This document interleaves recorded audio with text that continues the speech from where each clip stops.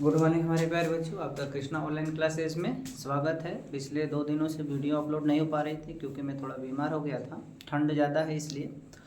और हम लोग यहाँ पे उन सभी प्रश्नों का अभ्यास कर रहे हैं बेटा जो 2024 के बोर्ड पेपर में आने वाले हैं। ठीक है, तो हम यहाँ पे टॉपिक आज लेकर आए हैं आपके लिए। इम्पॉर्टेंट टॉपिक है गोली दर्पण क्या है, ये अवतल दर्पण क्या होता है, उत्तल दर्पण क्या होता है। बाकी दर्पण से रिलेटेड ये जो क्वेश्चंस बने हुए हैं इनमें से किसी में भी आपका शॉर्ट नोट या फिर 2 3 4 इसमें से कोई भी दे सकता है, तो आपको इन सभी के बारे में बहुत अच्छे से पता होना चाहिए। देखिए गोली दर्पण क्या होता है।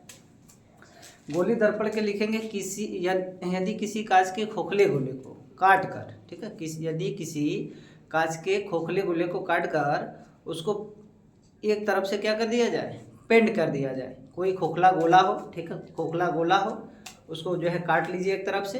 काट लेने के बाद उसके या तो अंदर वाले भाग को पेंट कर दीजिए या फिर बाहर वाले भाग को पेंट कर देते हैं, तो जो दर्पण बनता है बेटा क्या कहलाता है, गोली दर्पण कहलाता है। किसी कांच के खोखले गोले को, ठीक है, किसी कांच के खोखले गोले को काटकर उसके एक पृष्ठ को, चाहे आप दबे हुए भाग को पृष्ठ कलई कर दीजिए या फिर उभरे भाग से, तो आपका जो पेंट किया जाता है किस किस तरह का, आपका खोखला गोला रहेगा, ठीक है, खोखला रहेगा। उसको यदि पेंट करते हैं तो उसका एक सिरा पेंट होगा, एक सिरा आपका जो है बचा ही रहेगा, क्योंकि दर्पण का एक सिरा पेंट होता है, एक सिरा आपका परावर्तन का काम करता है। ठीक है, यदि दोनों सिरा पेंट कर देंगे आपको उसमें जो फेस दिखेगा ही नहीं।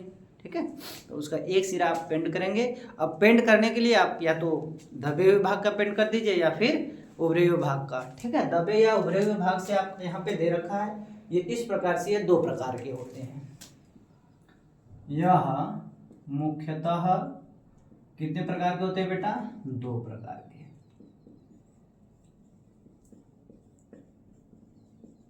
ठीक है, तो पहला हमारे पास क्या है, अवतल दर्पण, दूसरा हमारा उत्तल दर्पण। अवतल मतलब होता है बेटा दबा हुआ, ठीक है, अवतल मतलब होता है दबा हुआ। मैं यहाँ पे इंडिकेट कर देता हूं, दबा हुआ। ठीक है, अवतल मतलब क्या होता है, दबा हुआ। ठीक है, तो आपका यदि दबे हुए भाग से प्रकाश का परावर्तन होगा तो क्या कहलाएगा, वो आपका अवतल दर्पण होगा। तो जब दबे हुए भाग से प्रकाश का परावर्तन हो रहा है तो हमने कहा आपका एक सतह परावर्तन का काम करेगा, दूसरा सतह पेंटिंग रहेगा।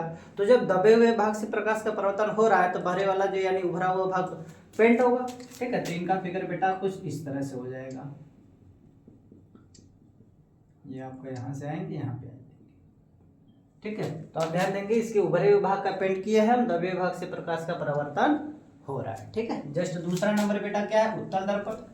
उत्तल मतलब होता है उभरा हुआ। ठीक है, उत्तल में से यहाँ से देख लेते हैं, ये है आपका, तो क्या लिखेंगे बेटा, उभरा हुआ।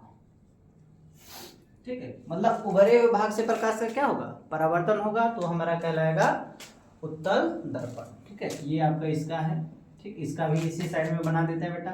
ठीक है, आप जो है इसको ऐसे बना लेते हैं। ये हो गया आपका, थोड़ा सा बेचारे का जो है डिजाइन चेंज हो जा रहा है।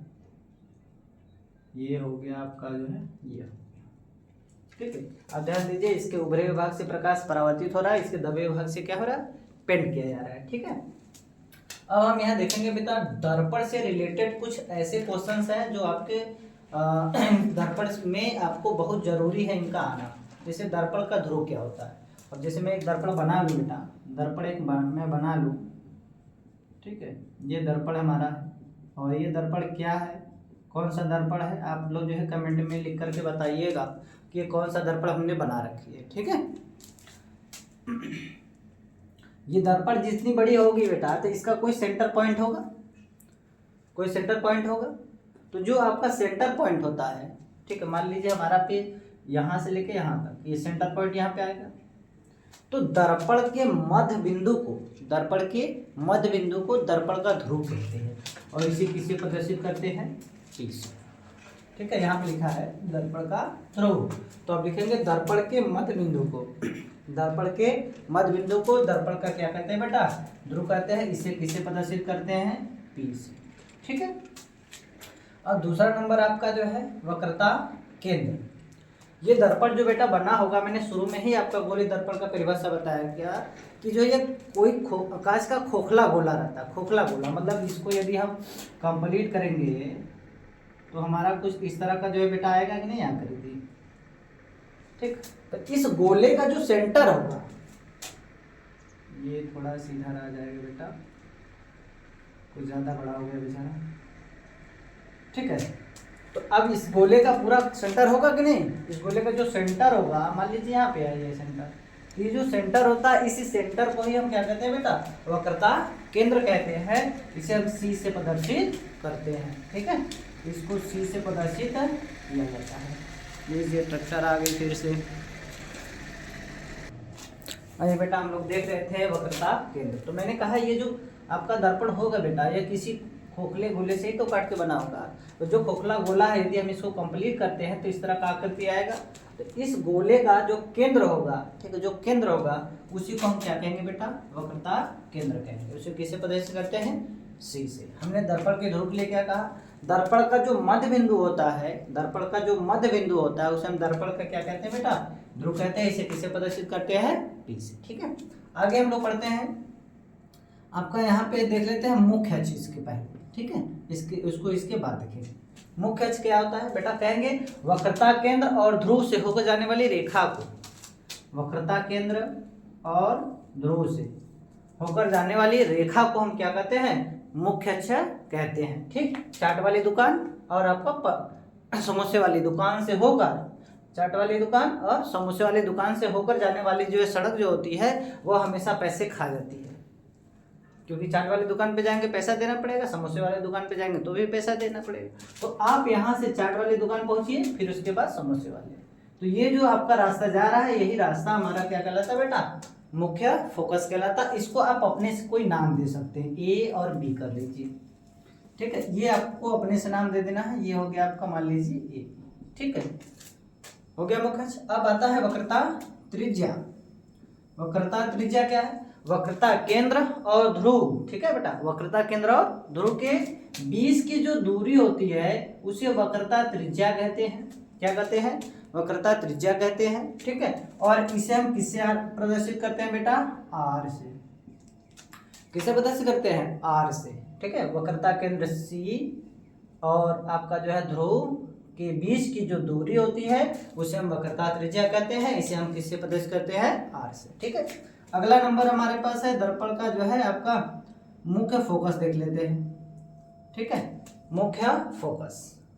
अब हम क्या करेंगे, यहाँ पे कोई रेखा खींच लेते, मतलब कोई वस्तु रख देते हैं इस तरह से। ठंड इतनी है कि अपनी लाइन भी टेढ़ी हो जा रही है। अब यहाँ से कोई किरण ऐसे जाएगी बेटा। ठीक है, अब ये जो किरण जा रही है इसको मैं थोड़ा सीधा कर लेता हूँ, यहाँ से टकराएगी। ठीक है, ये टकराएगी इससे। ये जो किरण है वो किसके समांतर बेटा, मुख्य अक्ष के समांतर है। मुख्य अक्ष ऐसे चल रही है, इसको मैं पीछे की तरफ बढ़ाऊंगा, इसको आगे की तरफ बढ़ाऊंगा तो किसके समांतर है, मुख्य अक्ष के समांतर है कि नहीं। देखिए ये और ये समांतर मतलब क्या होता है बेटा, इनके बीच की दूरी हमेशा क्या होना चाहिए, बराबर होना चाहिए। तो मैं देख रहा हूँ मुख्य फोकस। ठीक है, तो मुख्य अक्ष के समांतर चलने वाले प्रकाश की किरणें दर्पण से टकराने के बाद मुख्य अक्ष को जिस बिंदु पर काटती हैं, मुख्य अक्ष को जिस बिंदु पर क्या करती हैं बेटा, काटती हैं, वह बिंदु आपका कहलाता है मुख्य फोकस। मुख्य अक्ष के समांतर चलने वाली प्रकाश किरणें, मुख्य अक्ष के समांतर चलने वाली प्रकाश किरणें दर्पण से टकराने के बाद मुख्य अक्ष को जिस बिंदु पर काटती है वह बिंदु कहलाता है आपका मुख्य फोकस। ठीक है, अब ध्यान दीजिए, ये आपका जो है यहाँ से रिटर्न क्यों होगा, क्योंकि इधर पेंट है, तो पेंट है तो उस तरफ जाएगा नहीं। ठीक है, अगला नंबर हम लोग देखते हैं आपका फोकस दूरी। ठीक है, फोकस दूरी। तो आप ध्यान दीजिए बेटा, ये जो आपका मुख्य फोकस होता है ना, एक चीज ध्यान रखे, ये जो मुख्य फोकस होता है यह ध्रुव और वक्रता केंद्र दोनों के ठीक सेंटर में होता है। ठीक है, ये जो एफ है मुख्य फोकस, यह ध्रुव और आपका वक्रता केंद्र सी के एकदम ठीक बीच में पाया जाता है। तो अब आपका क्या परिभाषा हमको देखना है, फोकस दूरी का। फोकस दूरी के लिए क्या करेंगे कि मुख्य फोकस तथा ध्रुव के बीच की दूरी, मुख्य फोकस तथा ध्रुव के बीच की दूरी, हाँ देखिए, हम लोग कह रहे थे बेटा दर्पण का जो मुख्य फोकस है ना, इस यहाँ से लेकर के दर्पण के ध्रुव के जो बीच की दूरी होती है उसे मुख्य फोकस उसे फोकस दूरी कहते हैं। ये फोकस दूरी को किससे प्रदर्शित करते हैं? स्मॉल एफ से, और ये फोकस को जो है कैपिटल एफ से। ध्यान दीजिए बेटा, कैपिटल एफ रहेगा तो मुख्य फोकस होगा, ठीक, कैपिटल एफ हो गया तो मुख्य फोकस हो गया, और यदि आपका स्मॉल एफ हो गया तो फोकस दूरी, ठीक है। अब ध्यान दीजिए, आपका मुख्य अक्ष से के लंबवत, ठीक है, हम लोग को क्या देखना है? फोकस तल देखना है बेटा, क्या देखना है? फोकस तल देखना है। तो मैं बोल रहा हूँ क्या, मुख्य अक्ष के लंबवत, ये मुख्य अक्ष हो गया, और लंबवत आपका ऊपर नीचे होता है, ठीक है। मुख्य अक्ष के लंबवत और मुख्य फोकस से होकर जाने वाली रेखा को, मुख्य फोकस से होकर जाने वाली रेखा को, या इस रेखा को ही हम क्या कहते हैं? फोकस तल कहते हैं। ये आपका होता है फोकस तल, ठीक है बेटा।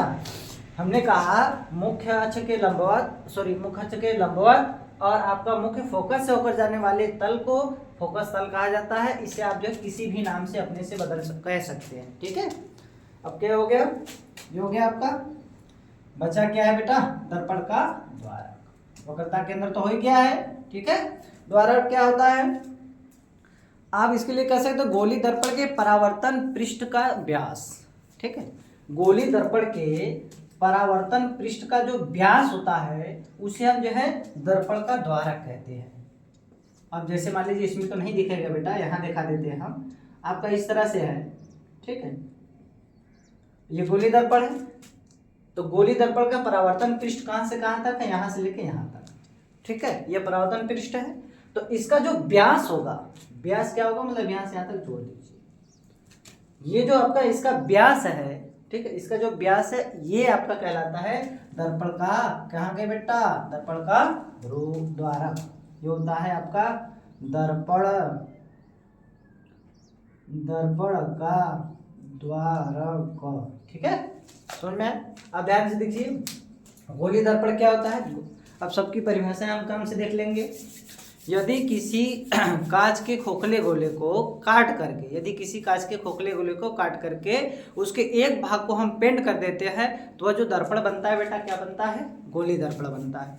अब हमारे पेंट करने के आधार पर वो आपका दो प्रकार से हो जाएंगे। यदि हम दबे हुए भाग का पेंट करेंगे, ठीक है, दबे हुए भाग का पेंट करेंगे तो हमारा क्या बनेगा बेटा? उत्तल दर्पण बनेगा। और यदि हम उभरे हुए भाग का पेंट करेंगे तो आपका क्या बनेगा? अवतल दर्पण बनेगा। फिर हमारे पास कुछ वर्ड है जिनके बारे में हमें जानना बहुत जरूरी है दर्पण में। पहला क्या है? दर्पण का ध्रुव। दर्पण के मध्य बिंदु को दर्पण का ध्रुव कहते हैं। इसे हम किससे प्रदर्शित करते हैं? पी से। दूसरा नंबर पर था आपका वक्रता केंद्र। दर्पण जो होगा बेटा वह किसी न किसी कांच के खोखले गोले से कटा हुआ होगा, तो उस कांच के खोखले गोले का जो केंद्र होगा उस केंद्र को ही हम क्या कहेंगे? वक्रता केंद्र। और इसको किससे प्रदर्शित करते हैं? सी से।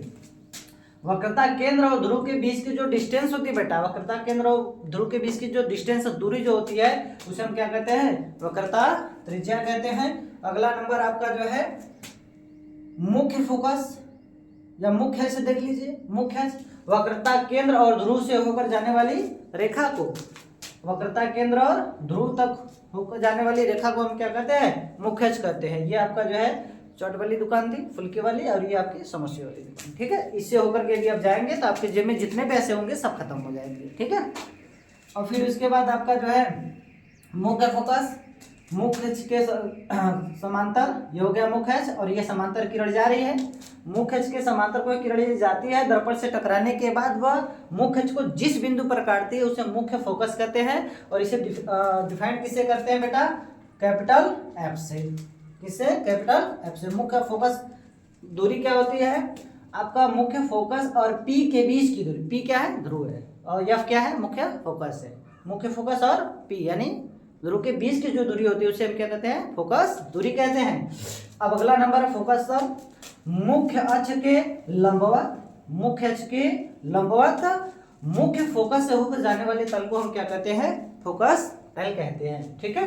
अब फिर यहाँ पे आपका आता है बेटा कि दर्पण का द्वारक क्या होता है? दर्पण का परावर्तन पृष्ठ, दर्पण के परावर्तन पृष्ठ का व्यास, दर्पण के परावर्तन पृष्ठ का व्यास क्या कहलाता है? दर्पण का द्वारा कहलाता है। तो दर्पण का परावर्तन पृष्ठ यहाँ से यहाँ तक है, तो ये जो आपको बना हुआ है, ये जो व्यास है, यही इसका जो है दर्पण का द्वारक होता है। ठीक है बेटा, आप इसको जो है बढ़िया से नोट्स बनाइएगा। ठीक है, तब तक के लिए गुड नाइट। आप सभी लोगों को मेरा गुड नाइट। और मेरे चैनल को आप लोग जो है सब्सक्राइब करें, लाइक करें और शेयर करें। और आप बेटा जो चीज़ आपको इसमें नहीं समझ में आती है, आप उसको कमेंट बॉक्स में करिएगा, मैं उसको अगले दिन ज़रूर बता दूंगा। ठीक है, तो आप सभी को जो है मेरा नमस्कार। जय श्री राम।